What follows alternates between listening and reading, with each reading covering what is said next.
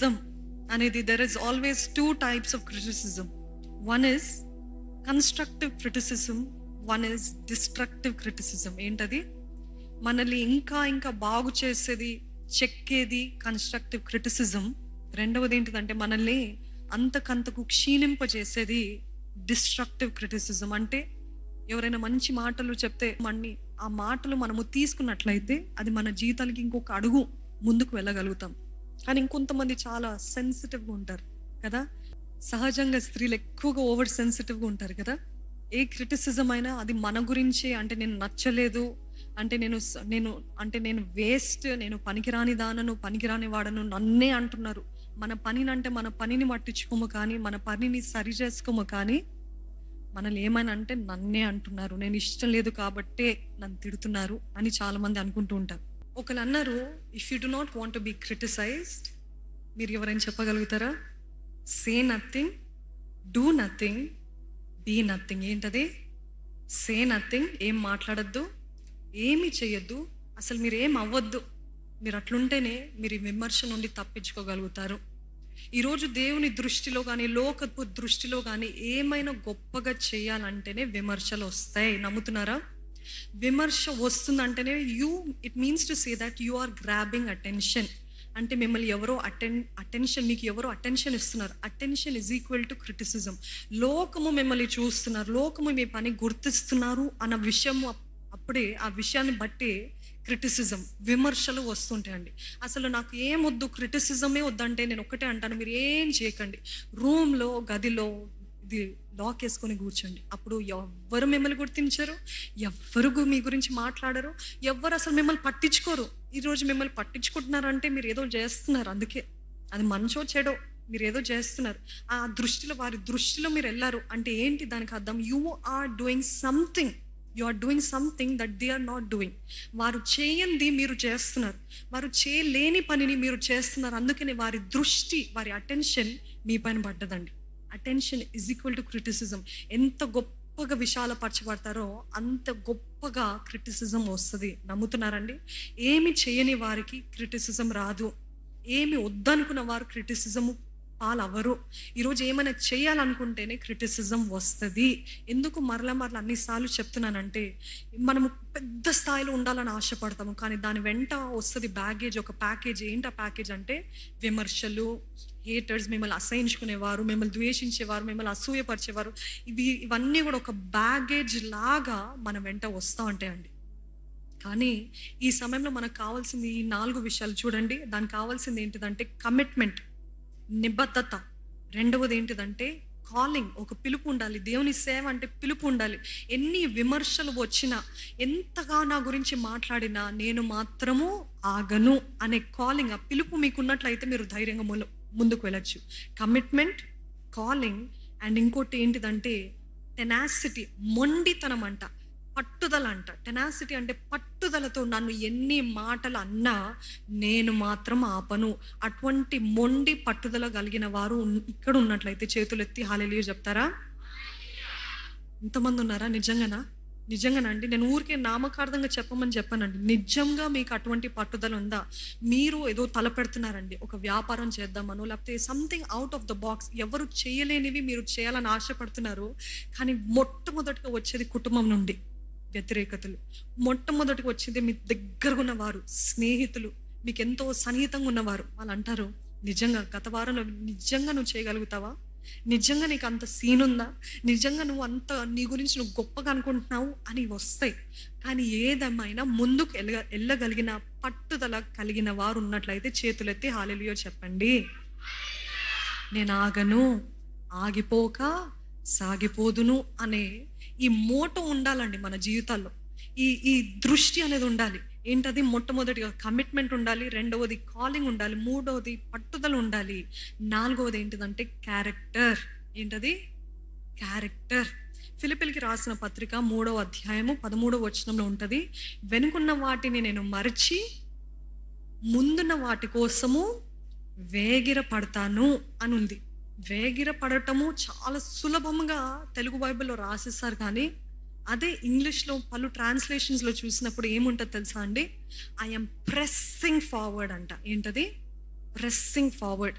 ఇంకో ట్రాన్స్లేషన్లో ఉంటుంది I'm straining forward, అంటే నెట్టుతున్నాను, ప్రయాసపడుతున్నాను, ఒత్తిడితోటి ముందుకు వెళ్తున్నాను. ఈరోజు మనము చాలామంది వెనుకున్న వాటినే చూస్తున్నాము, వెనుకున్న వాటినే వింటున్నాము. నన్ను ఆ రోజు ఏమన్నారు తెలుసా, నేను ఇది ప్రారంభించినప్పుడు ఏమన్నారు తెలుసా, నన్ను ఎన్ని మాటలు అన్నారో తెలుసా. దేవుడు అంటున్నాడు వెనుకున్న వాటిని మరచి ముందున్న వాటి కోసము ఒక I wish I could demonstrate, కానీ ఇక్కడ ఒక నా ముందు ఒక పెద్ద వెయిట్ ఉందండి, పెద్ద డబ్బానో లేకపోతే పెద్ద ఏదో ఒక ఎక్విప్మెంట్ ఏదో ఉంది. నాకు ఇది దాటి నేను ముందుకు వెళ్ళాలి, కానీ ఇది అడ్డుబండగా ఉంది. ఈ అడ్డుబండని నేను ఎలాగ తొలగించాలి, ఏం చేయాలి? నేను దాన్ని గట్టిగా నెట్టి I have to keep pushing pushing pushing. అది ఆ నెట్టిన తర్వాత నాకు ఆ స్పేస్ వస్తే అప్పుడు నేను ముందుకు వెళ్తాను. అదే రీతిగా పౌలు అంటున్నాడు వేగిర పడతామని సింపుల్గా రాస్తారు, కానీ ఐఎమ్ స్ట్రెయినింగ్ అంటే అది మనకు ఒత్తిడి ఉంటుంది, అది మనకు కష్టంగా ఉంటుంది, అది మనము చెమటోడ్చాలి. అయినప్పటికీ అవన్నీ నేను మర్చిపోలేకపోతున్నానండి వారు అన్న మాటలు, నేను మర్చిపోలేకపోతున్నానండి వారు చేసిన క్రియలు, నేను మర్చిపోలేకపోతున్నాను. దేవుడు అంటున్నాడు మర్చిపో, అవన్నీ వెనుకున్న వాటిని అన్నింటినీ మర్చిపో. వారు అన్న మాటలు మర్చిపో. నువ్వు గతంలో ఎన్నో ఫెయిలియర్స్ పొందుకున్నావు, అవి మర్చిపో. నువ్వు ఎన్నోసార్లు అపజయాలు పొందుకున్నావు, అవి మర్చిపో. అవన్నీ మర్చిపోయి నీకు కష్టమైన, ఎమోషనల్గా నువ్వు రెడీ లేకపోయినా, మానసికంగా నువ్వు సిద్ధంగా లేకపోయినా ముందున్న వాటి కోసము ప్రయాసపడు, స్ట్రెయిన్ అవ్వు, ప్రెస్ చేయి. ఆ ముందున్న వాటి కోసమే కష్టపడుతూ ముందుకు వెళ్ళు అని దేవుడు చెప్తున్నాడండి. ఈరోజు మనము ఈ స్థితిలో ఉండటానికి కారణం ఏంటిదంటే, ముందుకు వెళ్ళకపోవడానికి కారణం ఏంటిదంటే ఇది ఒక్కటి, వెనుకున్న వాటిని గట్టి పట్టుకుంటున్నాం. వెనుకున్న మాటలు, ఒక్కసారి నేను స్టేజ్ పైన పాడానండి, ఆ స్టేజ్ పైన పాడినప్పుడు నా పరవంతా పోయిందండి, నా స్వరం అసలు రాలేదు, నేను ఒంటరిగున్నప్పుడు ఎంతో చక్కగా పాడతాను, కానీ ఆ స్టేజ్ పైన పాడినప్పుడు భయానికి, నర్వస్నెస్కి అవుట్ అయిపోయి నేను ఇంకా ఆ రోజు నుండి డిసైడ్ అయ్యాను నేను ఇంకెప్పుడు కూడా పాడకూడదని. ఎంతమంది ఉన్నారు అట్లా?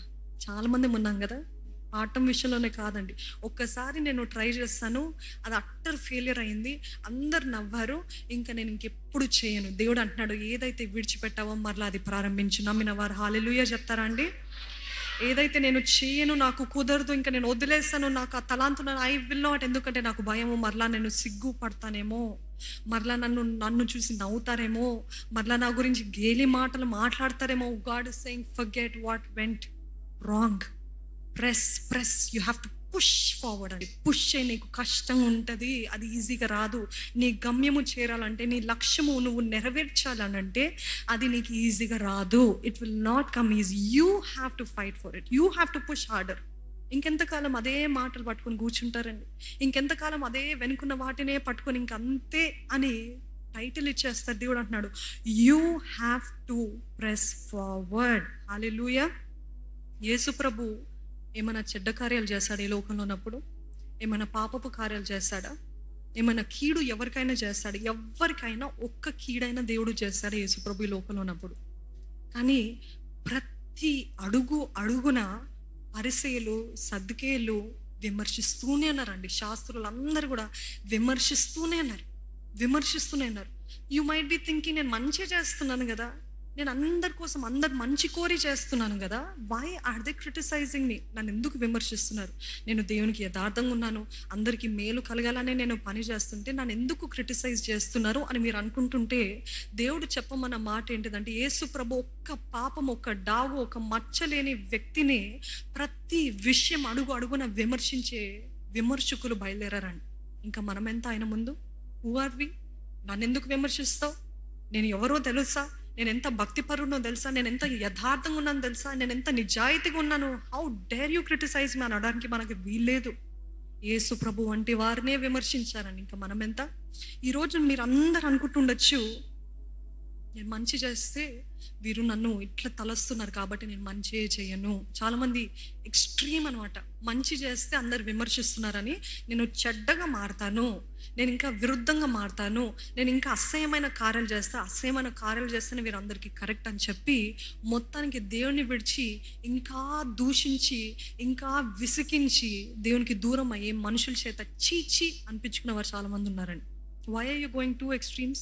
మంచి చేస్తే నన్ను ఎట్లాగో మెచ్చుకోవట్లేదు కాబట్టి నేను చెడ్డగా చేస్తాను.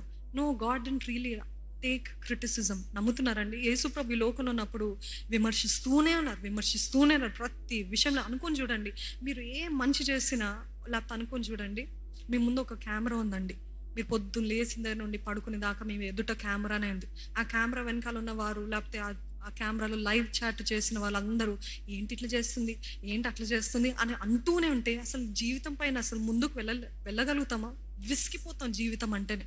అట్టి రీతిగా యేసుప్రభు ఈ లోకంలో ఉన్నప్పుడు ఏ మంచి పని చేసినా దాన్ని క్రిటిసైజ్. ఆయన ఆకలేసి ఆ గోధుమ గింజలు తింటుంటే దానికి విమర్శన, ఒక స్త్రీని హీల్ చేస్తే దానికి విమర్శన, ఎవరినైనా దెయ్యాలు పట్టబడిన వారిని విడిపిస్తే దానికి విమర్శన, అన్నిటికీ విమర్శన విమర్శన విమర్శన.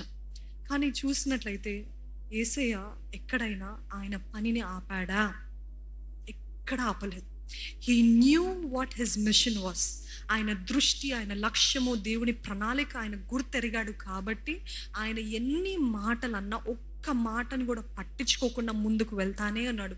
అట్టి జీవితం ఇక్కడున్న మీ అందరికీ, మనందరికీ దేవుడు అనుగ్రహించాలన్న ఆశపడుతున్నాడండి. ఆమెన్. ఆగకండి, దయచేసి ఆగకండి. అంటారు, మాటలు అంటారు, కానీ ఒక్క స్థాయికి చేరిన తర్వాత అక్కడ ఆగిపోతుంది అనుకోవద్దు. అక్కడ ఆ లెవెల్ ఆఫ్ క్రిటిసిజం ఉంటుంది. ఇక్కడ ఉన్నప్పుడు చిన్న క్రిటిసిజం, ఇక్కడ ఉంటే ఇంకొంచెం ఎంత ఎత్తుకు ఎదిగితే అంత ఎత్తుగా విమర్శలు వస్తుంటాయి. విమర్శలు లేని జీవితం నాకు వద్దు అని అంటే you're asking for the impossible, you're asking for a dead life, you're asking for a very mediocre invisible life. అట్లాంటి లైఫ్ అంటే మీకు ఎటువంటి క్రిటిసిజం కాదు. మీరు జీవితంలో ఏదైనా గొప్పగా చేయాలని ఆశపడుతున్నప్పుడు వస్తాయి.